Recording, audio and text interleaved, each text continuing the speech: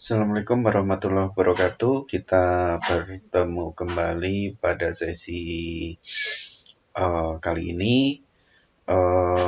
Kita mengambil tema mengangsur pembayaran pajak. Nah, ini kita refresh dulu ya, bahwa pengertian pajak itu adalah kontribusi wajib kepada negara yang terutang oleh orang pribadi atau badan yang bersifat memaksa berdasarkan undang-undang dengan tidak mendapatkan imbalan secara langsung dan digunakan untuk keperluan negara bagi sebesar-besarnya kemakmuran rakyat.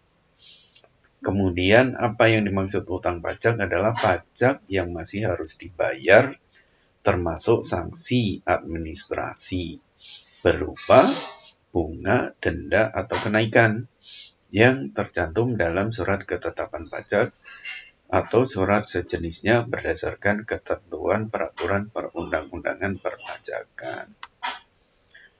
Nah, dasar hukum yang kita cantumkan ini adalah minimal kita lihat Undang-Undang Nomor 6 Tahun 83 sebagaimana diubah dengan Undang-Undang Nomor 11 Tahun 2020 tentang Ciptaker. Kemudian Undang-Undang Nomor 19 Tahun 97 sebagaimana diubah dengan Undang-Undang Nomor 19 Tahun 2000 tentang penagihan pajak dengan surat paksa. Kemudian PMK 242 Tahun 2014 tentang tata cara pembayaran dan penyetoran pajak. Kemudian PMK 189 Tahun 2020 tentang pelaksanaan penagihan pajak atas jumlah pajak yang masih harus dibayar. Nah, ini kita langsung saja di pengangsuran pajak itu di PMK 242 di pasal 20. Wajib pajak dapat mengajukan permohonan kepada Direktur Jenderal Pajak untuk mengangsur atau menunda kekurangan pembayaran pajak sebagaimana dimaksud dalam pasal 3. Pasal 3 ini adalah jumlah pajak yang kurang dibayar ketika kita menyampaikan SPT tahunan. Kemudian pajak yang terutang sebagaimana dimaksud pasal 5. Ini hubungannya dengan pajak PBB, pajak bumi bangunan terhadap SPPT yang tercantum di SPPT belum dibayar. Atau pajak yang masih harus dibayar sebagaimana dimaksud dalam pasal 6. Pasal 6 itu STP, SKP, SKPKB, SKPKBT, keputusan keberatan, keputusan pembetulan, putusan banding, atau peninjauan kembali. Nah, ini dimungkinkan dengan beberapa alasan, yaitu alasannya adalah ketika wajib pajak mengalami kesulitan likuiditas atau mengalami keadaan di luar kekuasaannya sehingga wajib pajak tidak mampu memenuhi kewajiban pajak pada waktunya. Nah, kemudian di pasal 21 ini syarat-syaratnya diajukan dalam waktu 9 hari secara tertulis dengan mencantumkan alasan dan bukti, kemudian ditandatangani oleh wajib pajak atau kuasanya. Kemudian mencantumkan jumlah utang yang akan dimohon angsurannya.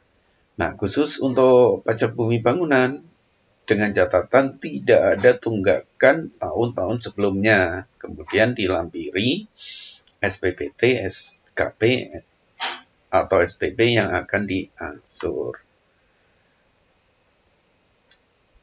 Nah, bagi wajib pajak yang mengajukan permohonan angsuran, ini harus menyampaikan jaminan.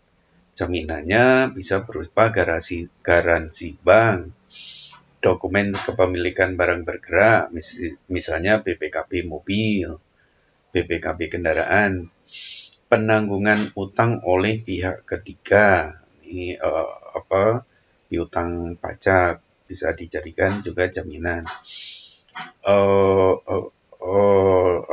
Penanggungan utang oleh pihak ketiga, jaminan dari pihak ketiga juga dijadikan jaminan. Bisa sertifikat tanah, sertifikat sertifikat tanah, hak milik, hak guna usaha, hak guna bangunan, bisa sertifikat deposito.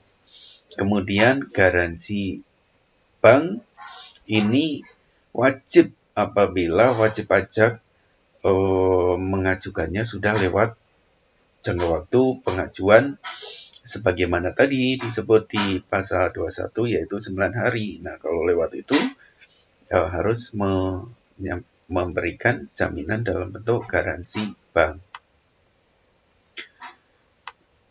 Kemudian, nah ini formulirnya bisa diunduh di PMK 242 lampiran 3.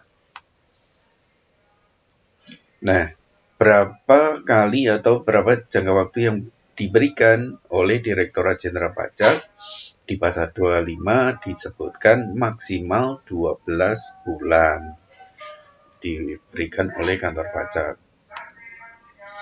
Nah, semoga bermanfaat. Jangan lupa subscribe dan kita bisa diskusi lebih lanjut. Nanti bisa berkunjung ke alamat di bawah ini. Demikian, wassalamualaikum warahmatullahi wabarakatuh.